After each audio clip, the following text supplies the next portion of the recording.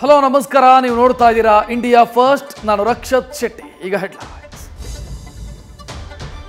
ಪ್ರಾಸಿಕ್ಯೂಷನ್ನ ತೂಗುಗತ್ತಿಯಿಂದ ತಾತ್ಕಾಲಿಕವಾಗಿ ಪಾರಾಗಿರೋ ಸಿಎಂಗೆ ಇದೀಗ ಮಹಾ ಸಂಕಷ್ಟ ಎದುರಾಗೋ ಸಾಧ್ಯತೆ ಇದೆ.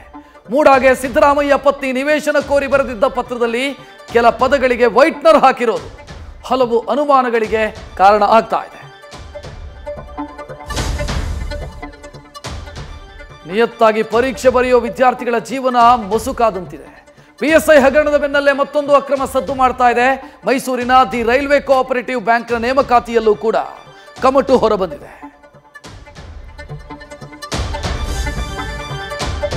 ಅನಾಥೆಯಂತೆ ವೇಷ ತೊಟ್ಟು ಕರುಣಾಜನಕ ಕತೆ ಹೇಳಿ ಫೇಸ್ಬುಕ್ ಸುಂದರಿಯೊಬ್ಬಳು ಅರ್ಚಕರೊಬ್ಬರಿಗೆ 1 ಲಕ್ಷ ನಾಮ ಹಾಕಿದ್ದಾಳೆ.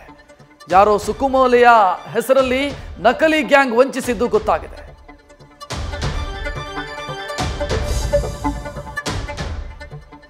ಇಂದು ಯತಿ ಶ್ರೇಷ್ಠ ರಾಘವೇಂದ್ರ ರಾಯರು ಸಶರೀರವಾಗಿ ಬೃಂದಾವನಸ್ಥರಾದಂಥ ದಿನ. ಮಂತ್ರಾಲಯದಲ್ಲಿ 353ನೇ ಆರಾಧನೆ ವಿಜೃಂಭಣೆಯಿಂದ ನಡೆಯಿತು. ರಾತ್ರೋತ್ಸವದ ಮೈಕೆ ಮಧ್ಯಾರಾಧನೆಯ ಸಂಭ್ರಮದಲ್ಲಿ ನಟ ಜಗ್ಗೇಶ್ ಕೂಡ ಭಾಗಿಯಾಗಿದ್ದರು.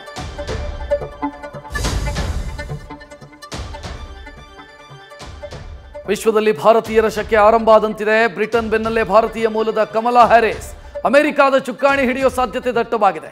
ಚುನಾವಣಾ ಪೂರ್ವ ಸಮೀಕ್ಷೆಯಲ್ಲಿ ಟ್ರಂಪ್ಗೆ ಸೆಡ್ಡು ಹೊಡೆದಿದ್ದು ದಾಖಲೆ ಸೃಷ್ಟಿಸೋ ತವಕದಲ್ಲಿದ್ದಾರೆ.